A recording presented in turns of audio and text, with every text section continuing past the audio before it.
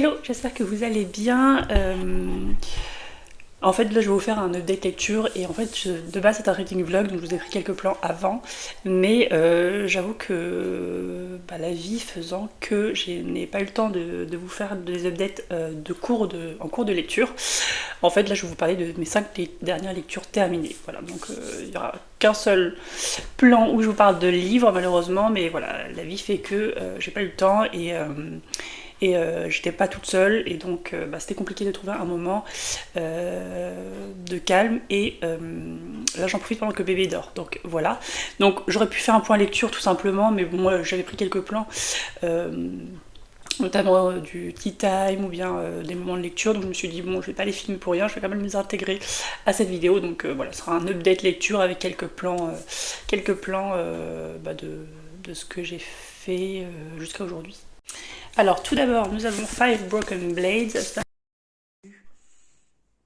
dans les plans d'avant, je crois, si je dis pas de bêtises. Donc c'est la version de Broken Binding, donc, qui est très très belle, qui est violette. Normalement, je crois que la version originale est rouge.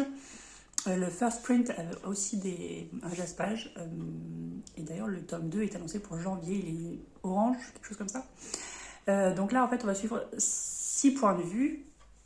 Même si on dit Five Broken Blades, mais vous comprendrez pourquoi après. Donc en fait, vous avez plusieurs personnages qui sont, on va dire, sollicités pour tuer le roi. Donc vous avez assassin, hitman, vous avez une voleuse, vous avez un prince déchu, enfin qui est en exil. Enfin vous avez voilà cette panoplie de personnages. J'ai oublié quelqu'un d'ailleurs parce qu'on dit 5. Donc on a... attendez, je me souviens même plus. Donc la voleuse, ok. On a... ah oui, on a le Royal Spy Master, donc le maître espion du roi, enfin royal. Donc du coup, un hitman, une empoisonneuse et du coup le prince qui est en exil. Et ils vont être tous sollicités, donc on ne sait pas en gros par qui, mais pour tuer le God King June, donc le roi qui... En fait, dans cet univers, vous avez des 5 reliques, et 5 reliques qui ont des pouvoirs particuliers. Donc, en l'occurrence, ici, le King June de ce territoire porte une couronne qui fait qu'il ne peut pas mourir. Donc, en fait, toutes les tentatives de meurtre qu'il y a eu à son encontre sont toujours scellées par un échec. Et en gros, le but, c'est de lui enlever sa couronne et de le tuer. Et on va découvrir l'histoire en parallèle, du coup, de chacun de ces personnages qui a un passif, forcément. Et, oui, forcément. Mais, en fait, toujours très triste, en fait, j'ai envie de dire, très sombre. Le prince en exil, vous allez savoir pourquoi il est en exil.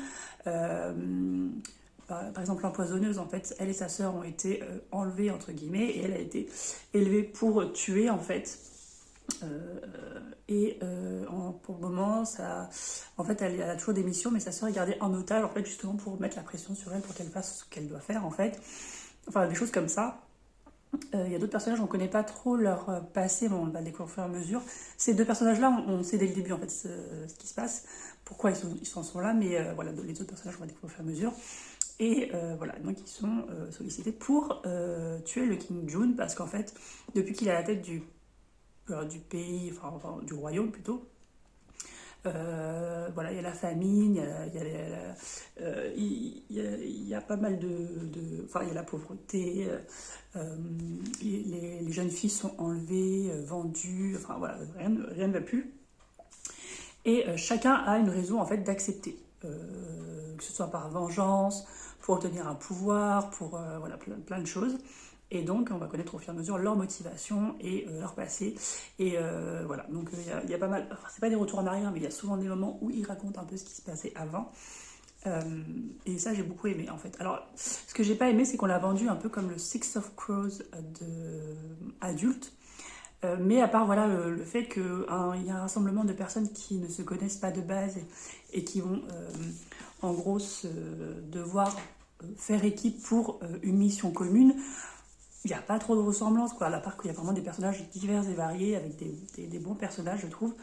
Voilà, moi ça m'énerve en fait à chaque fois, par exemple, quand il y a un livre où il y a une espèce de compétition, et moi je m'appuie aussi dessus parce que c'est aussi comme ça qu'on vend le livre, mais c'est vrai que quand on m'a dit Six of Crows un peu adulte avec des rois, etc., je me suis dit, ah, moi j'ai Six of Crows, bon, vous savez, c'est une de mes duologies, de mes séries, même de fantasy préférées, Young Adult, mais c'est vrai que voilà, on met toujours une étiquette sur un livre pour donner envie. Voilà, et donc forcément, vous savez que dans ces romans-là, moi ce que j'adore, c'est quand les liens commencent à se tisser et et que les personnages commencent à... Parce qu'en fait, là, dans le résumé, en fait, ce qui se dit, c'est comment l'équipe peut fonctionner, entre guillemets, si aucun n'a confiance en l'autre. Parce que forcément, c'est des voleurs, des menteurs, des assassins, voilà, ils ont confiance en personne. Donc en fait, la question, là, c'est comment ils vont faire pour travailler ensemble alors qu'ils ont confiance en personne. Mais vraiment, c'est vraiment compliqué. Donc, j'ai beaucoup aimé ce côté-là parce qu'au fur et à mesure, ils vont se rendre compte qu'ils sont pas seuls, que ils peuvent quand même faire confiance, en fait, jusqu'à un certain point, on va dire. Et même si jusqu'à la fin, tout le monde a des suspicions sur tout le monde parce qu'il va y avoir une trahison, etc. Et du coup, chacun va en gros pointer du doigt son voisin. Et voilà, moi ça j'ai beaucoup aimé. Et j'avoue que je ne m'attendais pas à cette fin, ce dénouement. Je m'y attendais pas du tout. Je savais qu'ils n'allaient pas y arriver, parce que sinon il n'y aurait qu'un livre, mais j'avoue que je ne m'attendais pas à cette nouvelle direction. Voilà. Mais ça, c'était une très très bonne surprise, et voilà, j'ai adoré les personnages. Alors, pas tous, alors moi, il y a un personnage féminin qui m'a vraiment agacée, parce que elle pense à son maquillage, elle pense à son... par exemple, quand elle doit fuir, elle va penser, ah, il faut que je prenne mes vêtements, il faut que je prenne ci, il faut que je prenne ça. T'as pas le temps en fait. Donc voilà, il y a une fille où je trouve que. Enfin, je pense que c'est fait exprès, mais elle est vachement. Alors après, ce qui est bien, c'est qu'elle est vachement. Elle devient altruiste, parce que de base, elle n'est pas du tout. Mais c'est vrai qu'au début, je la trouve très coquette, très machin. Alors que, je sais pas, dans ce monde-là, je vois pas comment tu peux t'attarder sur des choses, futilités comme ça en fait. Mais voilà, c'est quelqu'un de très. Alors, je dis pas que l'être féminin, c'est un défaut, mais c'est vrai que là, c'est oui, je me suis pas maquillée, j'ai pas pris de douche depuis hier, enfin, alors que t'es en cavale et tout, enfin, je sais pas, au bout d'un moment. Bref. Et il y a le personnage aussi de Royo, j'ai pas trop accroché parce qu'en fait, bon, c'est un hitman, donc en fait, il est payé pour faire des sales besognes, en fait. Et, et en fait, il est normalement, pour moi, c'est quelqu'un d'assez froid, enfin, pour tuer des gens, en fait, pour l'argent, voilà. Mais en fait, j'ai trouvé qu'il se radoucissait tellement vite au contact d'une autre personne, et qu'à la fin, en fait, on dirait un agneau, quoi, en fait. Donc, bon, je comprends qu'on puisse changer au contact d'une personne, mais pas aussi vite, en fait. Vraiment pas aussi vite. Et puis, il y a un espèce de... comme un insta-love, et ça, j'ai pas trop aimé non plus. Mais sinon, les autres personnages, enfin, le prince... l'empoisonneuse, ces personnages-là, je les ai adorés. Ils sont hyper profonds, ils sont tiraillés en fait entre du coup protéger ou leur liberté, etc. Enfin, plein de choses. Mais voilà, pour moi, ça vaudrait un 5 étoiles facile, pour le fait, non serait-ce que du fait que c'est hyper addictif, et que voilà, les personnages, et puis vous vivez dans un monde voilà, d'inspiration asiatique, avec un roi, et puis ces 5 personnages, voilà, où personne ne se fait confiance. Enfin, en gros ils vont dans cette aventure, mais à chaque fois, en gros, ils s'espionnent, etc. Enfin, moi, j'ai beaucoup aimé. Je suis désolée, j'ai passé énormément de temps sur ce livre. Je vais essayer de me dépêcher pour les autres. Donc, j'ai aussi lu Le Lys de Feu, le tome 2, donc La Houle éclatante de Jacqueline Benson, donc chez Rivka. J'allais dire, j'ai pas dit la maison d'édition ici, mais c'est Zafre, mais de toute façon, c'est en VO. Et j'ai adoré, voilà. Si vous avez vu mes précédents vlogs, j'ai eu un coup de cœur pour le premier tome, où on est en 1914, et on suit du coup Lily qui a des pouvoirs particuliers, dans le sens où elle voit l'avenir, mais en fait, jusqu'au premier tome, en fait, à chaque fois, elle essayait de sauver les personnes qu'elle voyait dans ses visions, mais elle n'y arrivait jamais, jusqu'au jour où ça arrive il lui arrive d'avoir une vision de son amie Estelle, qui se fait tuer. Et là, du coup, elle se dit non, c'est pas possible, il faut vraiment que je la sauve, quoi. Et elle va se rendre... Au début, elle se sent un peu seule, forcément, avec ses pouvoirs n'ont pas la personne, même Estelle, sa meilleure amie, ne sait pas. Et elle va rencontrer le baron, donc Strangford, sur son chemin, et ils vont s'entraider. Est-ce que j'en dis plus? Non. Et en fait, elle va découvrir qu'il y a un monde en fait, qu'elle ne connaît pas, donc des charismatiques, qu'en fait, les charismatiques, c'est des personnes avec des dons, et qu'en fait, elle n'est pas seule. Elle va découvrir qu'en fait, plein d'autres personnes ont des dons, mais qui sont du coup, ils sont dans ce qu'ils appellent le refuge, donc un peu comme Ismaël, l'institution qui les protège, et où ils restent là-bas, en fait, pour être protégés du monde, mais personne ne connaît leurs dons. Et voilà, donc elle va essayer aussi d'apprendre à utiliser son don, à essayer en gros de l'orienter pour avoir des réponses en fait, parce que des fois en fait elle arrive trop tard pour sauver quelqu'un, etc. Donc elle va essayer d'orienter ses visions, en gros pour avoir des indices, etc. pour pouvoir sauver les personnes. Et voilà, ça c'était... Et puis vous avez aussi cette enquête, parce que vous aviez plein de femmes dans le monde de la divination qui étaient tuées. Et donc voilà, il y avait une enquête aussi. Là, dans le tome 2, on parle de toute autre chose, en fait. En fait, elle a une vision de Londres dévastée, donc en ruine, quoi. Et en fait, voilà, elle va essayer avec ses compagnons, du coup, qu'elle a rencontrés et connus dans le premier tome. Elle va essayer, du coup, de contrer, enfin déjà de trouver qui sont les coupables, et de contrer, en fait, ça pour pas que Londres tombe en miettes, quoi. Et ça, j'ai adoré. Voilà. En fait, l'enquête est totalement différente, parce que c'est pas vraiment juste des meurtres, c'est vraiment une ville qui est rasée. Mais j'aimais tout ça parce qu'en fait, il y a aussi pas mal de politique là-dedans. On parle notamment de la révolution des Irlandais, et on parle de la guerre mondiale qui est imminente. Voilà, donc on va parler beaucoup de l'Autriche, Autriche-Hongrie, je crois, on va parler de l'Allemagne, etc. Voilà, c'était hyper riche, je trouve, au niveau historique. Alors, est-ce que tout est véridique? Je ne sais pas, mais en tout cas, ça avait l'air. Et en tout cas, c'était hyper intéressant. Et puis, les personnages sont hyper attachants. Voilà, je ne vais pas en dire davantage par rapport aux liens qui les unissent et qui est-ce qu'il y a. Parce que je pense qu'il faut les découvrir. En tout cas, tous les personnages sont hyper attachants, hyper intéressants. J'ai hâte de lire. En plus, je trouve que, comme je vous disais la dernière fois, l'ambiance est assez sombre. Assez, je veux dire, brumeuse, mystérieuse. Donc moi, je trouve que c'est parfait pour l'automne. Le premier tome, je l'ai lu en septembre. Là, en octobre, non, le premier, je l'ai lu au mois d'août. J'aurais peut-être pas dû. Mais là, celui-là, je l'ai lu en septembre. Et du coup, octobre et novembre, je vais essayer de lire le tome 3 et 4. La série est terminée. Et puis ça, c'est extrêmement vite. C'est hyper fluide. La plume est magnifique, je trouve. Vous avez pas mal de métaphores, et notamment quand on parle des visions. Mais même quand il y a des descriptions, je trouve que c'est hyper bien fait. Voilà. Est-ce que j'ai besoin d'en dire davantage? Non. Mais voilà, il y a une petite romance qui s'installe, mais très souriante, très mignonne. Voilà, ça n'empiète pas du tout sur l'intrigue principale. Et ouais, c'est une petite romance qui me fait plaisir, en tout cas. Ensuite, là, celui-là, je l'ai terminé hier soir. Donc, au cas où, on est 1er octobre. En fait, j'aurais peut-être dû vous faire un update lecture pour le mois de septembre, mais j'avoue que là, ce mois-ci, je sais pas. Attendez. 1, 2, 3, 4, 5, 6, 7, 8, 9, 10, 11, 12, 13. Oh, j'ai lu 13 livres. Et ben, j'aurais pu vous faire un update, mais bon, j'ai la flemme de vous parler des autres romans. Parce qu'en fait, les autres apparaissent dans, si je dis pas de bêtises, dans les vlogs précédents. Donc, je vois pas trop intérêt de me répéter. J'ai fini, donc, du coup, celui-ci hier soir, le 30 septembre. Alors, il me restait presque 200 pages, mais comme vous le savez, je n'aime pas du tout avoir une lecture qui est entre 2 mois. Une lecture en cours entre 2 mois. Je suis un peu psychorigide, mais voilà. Et donc j'ai lu Le Serment de l'Ombre Brume de Josepha Juillet chez Éditions Hurlevent. Donc le livre est toujours aussi beau. Vous avez toujours un petit marque-page et toujours une illustration par rapport à l'histoire. Donc là, on voit un loup, 2 loups, 3 loups, 2 jeunes femmes et un monsieur encapuchonné. Alors en fait, là, on va suivre Selene, Alix et Samson. Donc, en fait, vous avez l'Ambre Brume qui est cette forêt très mystérieuse, et en fait, tout le monde dit qu'elle est hantée, etc., qu'il y a une sorcière qui vit là-bas, etc. Enfin, voilà, plein de mythes. Et donc, on suit du coup Alix, qui de base est une jeune femme, je crois qu'elle a 18 ans, jeune fille ou jeune femme, je sais plus, qui va être envoyée par ses parents pour épouser quelqu'un, en fait, tout simplement ailleurs. Et en fait, il va y avoir une ellipse de temps, et on va voir qu'elle est dans la forêt, qu'elle va essayer de fuir une ombre, quelque chose de maléfique, mais on ne sait pas quoi.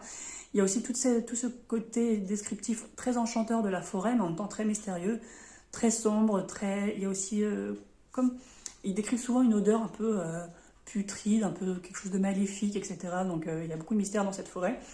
Et en fait, elle s'enfuit, elle essaie de retrouver son chemin.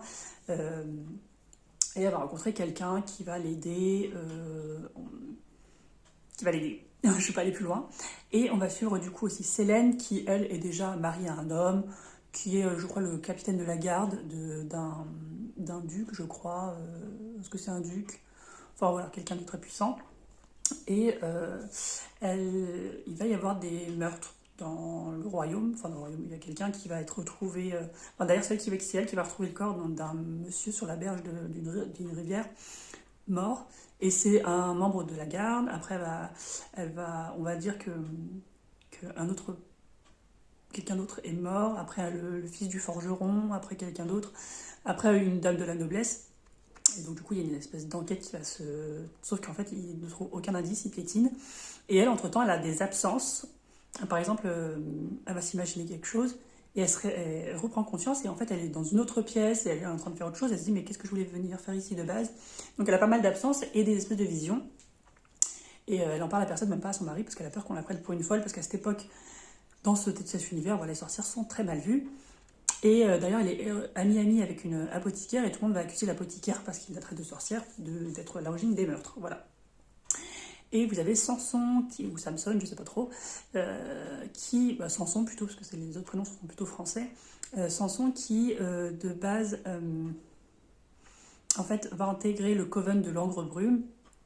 En fait, il va être apprenti d'abord et après initié, il va prêter serment le serment de l'Angre-Brume, du coup, avec plusieurs de ses camarades. Et en fait, ils sont là pour protéger la forêt, mais en fait, ils sont pacifistes et libres. C'est-à-dire qu'ils ne dépendent d'aucun royaume, et en fait, ils font pas la guerre, etc. Ils vivent, quoi. Donc lui, son pouvoir, on va le savoir très vite, c'est qu'en fait, il manipule la météo. Donc il peut faire pleuvoir, il peut faire venter, il peut apporter de la luminosité, etc. Donc lui, il sert plutôt quand il cultive, il s'occupe des plantes, des jardins, etc. Et il va se passer un événement qui va faire qu'il va commencer à s'interroger sur le but et sur l'inutilité, on va dire, du Coven, parce que y a une guerre qui éclate et il se dit mais on peut les aider, mais le Coven dit non, nous on est indépendants et on est pacifistes, donc on n'agit pas. Bref, ces trois destins vont être liés forcément. Je t'en dis pas plus, mais c'est vrai que une bonne majorité de la forêt de l'Angre-Brume est comme un personnage à part entière, j'ai l'impression. Mais en tout cas, vous avez cette ambiance très très brumeuse, mais en même temps très lumineuse des fois. Très. Enfin, je pense que c'est aussi une ode à la nature, ce roman, mais la protection de la nature, etc. Mais du coup, en fait, c'est comme si elle répondait des fois elle est bénéfique et des fois elle s'en prend aux gens. Enfin voilà, c'est très mystérieux à ce niveau-là, mais vous comprendrez pourquoi après. Et puis voilà, vous comprendrez aussi comment ces trois dessins sont liés.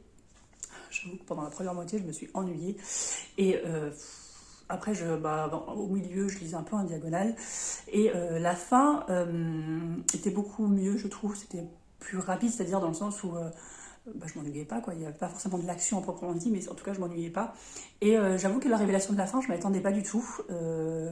C'était une très bonne surprise, mais bon, ça rattrape pas le reste. Mais c'est vrai que je ne m'attendais pas du tout à cette révélation-là. Et ça change tout, en fait, par rapport à notre vision de chaque personnage. Donc voilà, j'ai mis 3 étoiles. C'est vraiment dommage parce que c'était le premier roman de fantasy, je crois, de cette maison d'édition, mais j'avoue que j'étais un peu déçue. Ensuite, on va parler de ce pavé, qui est Un jour de nuit tombée de Samantha Shannon, c'est de Saxus. Comment dire, je l'ai lu en lecture, enfin, j'ai un peu avancé parce que Marine a un peu mis en pause, mais la première partie, on s'est un petit peu ennuyé. Alors, on a adoré toutes les deux le Prieuré de l'Oranger, qu'on a aussi lu en lecture commune, mais elle, je crois que c'était une relecture.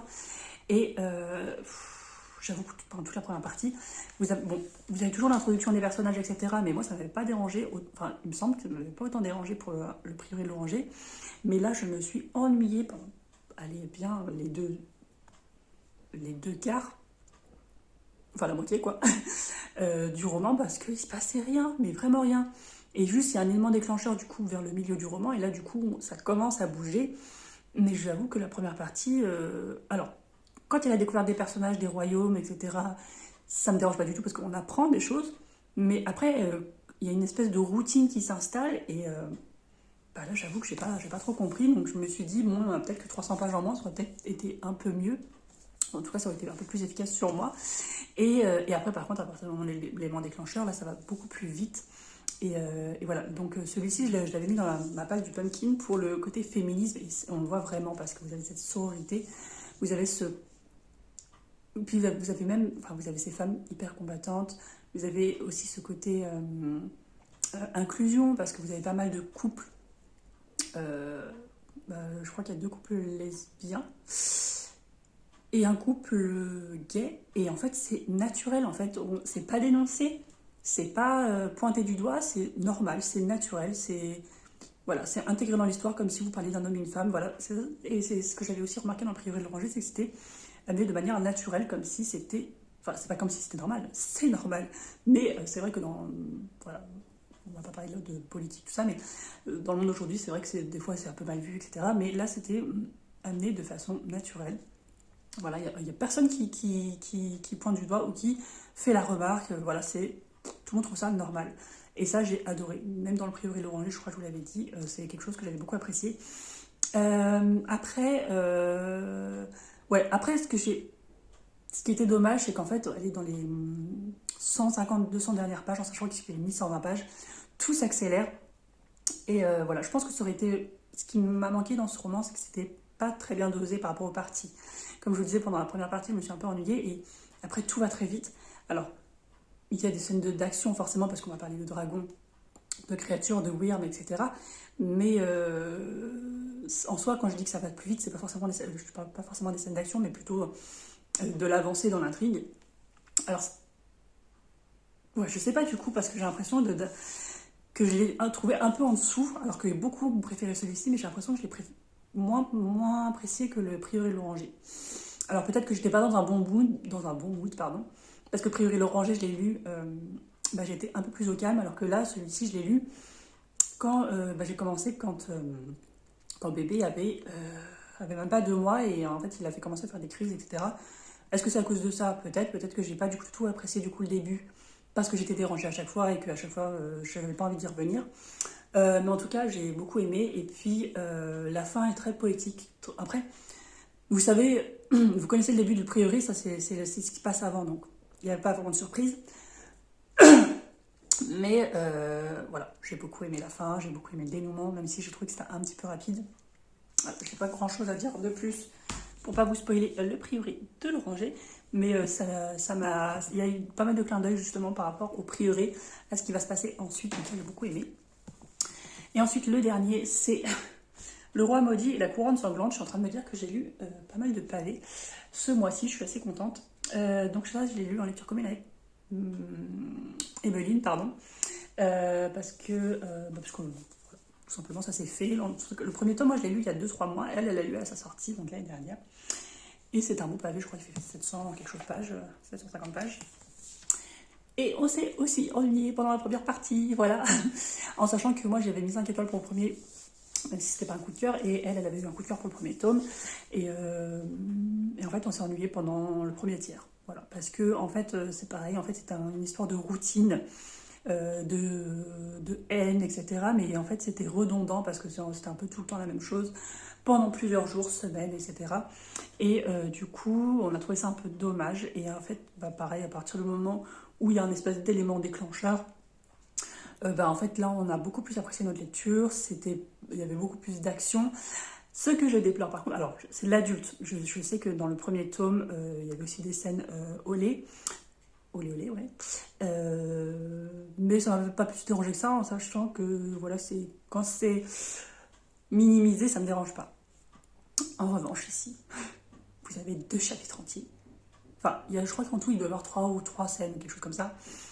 Mais il y a une scène qui a duré 2 chapitres. Et honnêtement, j'ai tourné les pages. En fait, tant que je voyais que c'était pas terminé, en fait, je tournais les pages. C'était... Enfin, je voyais pas l'intérêt, en fait. Parce que qui des scènes de rapprochement, parce que voilà, il y a un couple, etc., je peux comprendre. Mais là, c'était très long, quoi. Et même Emeline me l'a dit, elle m'a dit, mais par contre, il n'y a que ça, en fait, dans cette partie-là. Parce qu'en fait, on l'a découpé en parties. Mais dans cette partie-là, oui, donc du coup, il y avait 2 chapitres entiers sur ça. Et après, il y avait une scène au moment où c'est un peu critique. En fait, quand... bon, je ne vais pas vous spoiler, donc je vais vous raconter toute autre chose, mais par exemple, vous avez un conflit, une bataille, enfin, un affrontement, par exemple, entre les personnages, donc le couple et des méchants. Et donc les gentils fuient et vont se réfugier quelque part. Et là, paf, une scène olé olé.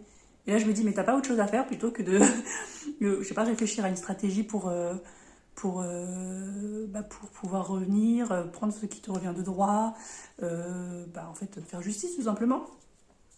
Et non, en fait, en plus, ils sont fatigués, ils sont hyper blessés, à la limite de la mort. Voilà, et enfin, moi, je suis désolée, hein, parce que pour ceux qui aiment les scènes comme ça, voilà, mais moi j'ai trouvé ça pas pertinent à ce moment-là, en tout cas, et pas pertinent non plus que ça dure 2 chapitres, voilà. Donc, j'ai trouvé un peu en dessous, donc je lui ai mis 4 étoiles. En revanche, j'ai beaucoup aimé... En fait, je peux pas en parler. Mais bref, il se passe des choses et on va découvrir... Il y a pas mal de retours dans le passé, en fait, en italique, et on en apprend beaucoup plus en fait sur le passé des personnages, et ça j'ai trouvé ça hyper intéressant parce que du coup ça donne des réponses en fait à pourquoi c'est comme ça maintenant en fait et comment ils en sont arrivés là, et ça j'ai adoré. Et il y a une magie particulière là-dedans qui est développée, qui ne s'est pas développée en fait dans le premier tome, et que j'ai trouvé hyper intéressante, et que glauque même. C'est une sorte de magie noire. Et toute cette partie-là, j'ai trouvé ça hyper prenant. Voilà. Et puis vous avez une bataille de fin, donc avec les vampires, de créatures bizarres, et puis vous avez les méchants. Vous avez du coup, en fait, vous avez plusieurs clans chez les vampires, et puis voilà, vous avez une confrontation avec tout cela. Et par contre, ah oui, ce que j'ai pas aimé par contre, c'est que Oraya, je l'avais beaucoup aimé dans le premier tome parce qu'en fait, c'est une humaine en fait qui vit dans un monde de vampires, donc elle était très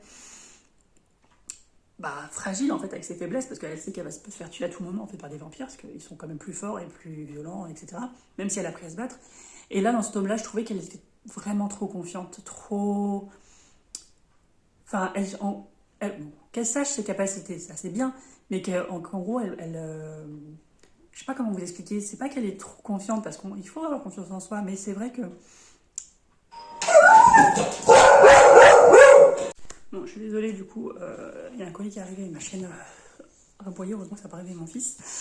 Du coup, je sais plus ce que je disais. La confiance en soi, c'est bien, mais à un certain degré, là, c'était vraiment... moi, je sais que je peux le faire, je suis la plus forte... et même quand tout le monde dit en fait c'est risqué, c'est machin, non non non, c'est bon, on peut y aller. Enfin, je sais pas, je suis un peu mitigée sur l'évolution de ce personnage. Voilà, voilà. Rain est restée pareil, enfin fidèle à lui-même, mais c'est vrai que elle, son évolution, j'ai pas trop adhéré. Bien que moi j'aime bien la confiance en soi au fur et à mesure dans l'évolution d'un personnage, mais au bout d'un moment, je trouve que il faut qu'elle se, enfin il faut qu'elle se rappelle en fait d'où elle vient en fait, et là j'avais pas l'impression quoi, donc